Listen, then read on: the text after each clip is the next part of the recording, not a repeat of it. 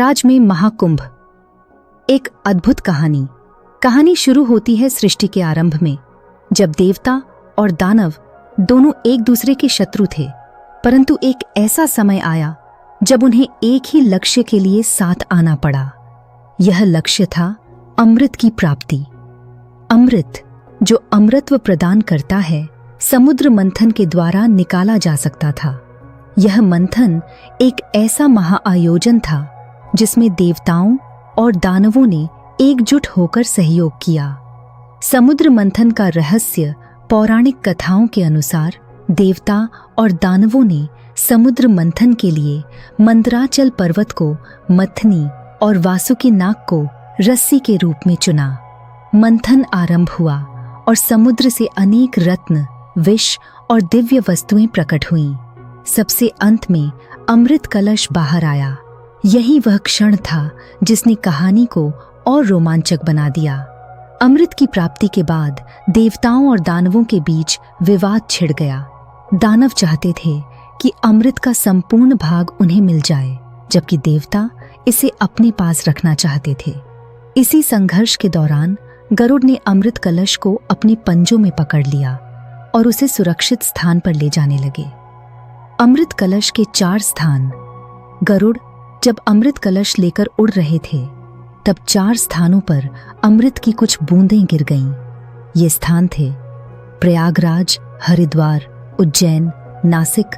इन 4 स्थानों को पवित्र और दिव्य माना गया। यह माना गया कि जहां जहां अमृत की बूंदें गिरीं, वहां कुंभ पर्व का आयोजन होगा। प्रयागराज का महत्व प्रयागराज को पवित्र त्रिवेणी संगम का स्थान माना जाता है, जहां गंगा, यमुना और अदृश्य सरस्वती नदियां मिलती हैं। पौराणिक मान्यताओं के अनुसार संगम का पानी अमृत के समान माना जाता है। महाकुंभ मेले के दौरान यहाँ स्नान करने से सारे पाप समाप्त हो जाते हैं और मोक्ष की प्राप्ति होती है।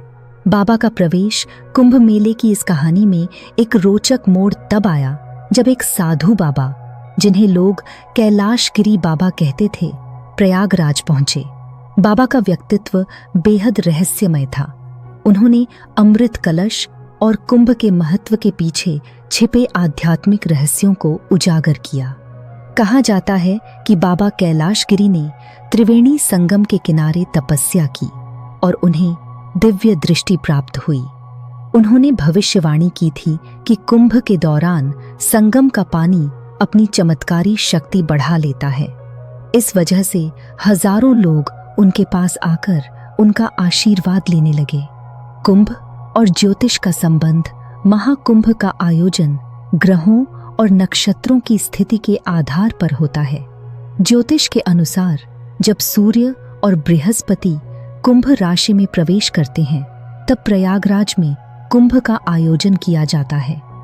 रहस्य, संघर्ष और मोक्ष की यात्रा। कुंभ मेला केवल एक धार्मिक आयोजन नहीं है, बल्कि यह जीवन, संघर्ष और मोक्ष की यात्रा को भी दर्शाता है। यहाँ लोग स्नान करने आते हैं, ध्यान करते हैं और अपने भीतर की बाबा की रहस्यमय विदाई। महाकुंभ के एक आयोजन के दौरान बाबा कैलाशगिरी अचानक लापता हो गए। लोगों का मानना है कि उन्होंने संगम में अंतिम स्नान करके मोक्ष प्राप्त कर लिया, लेकिन उनकी बातें और उनका आशीर्वाद आज भी प्रयागराज के लोगों के दिलों में जीवित हैं।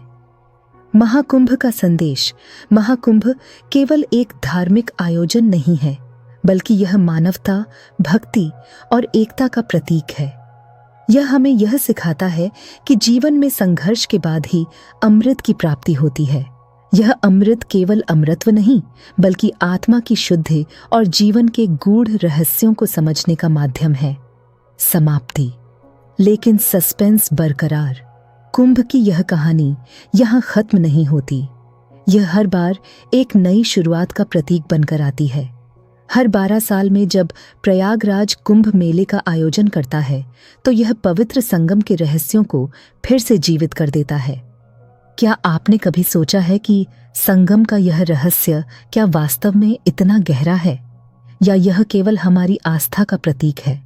शायद इसका जवाब आपको तभी मिलेगा जब आप खुद इस महापर्व का हिस्सा बनेंगे और संगम की उस पवित्र धारा में डुबकी लगाएंगे।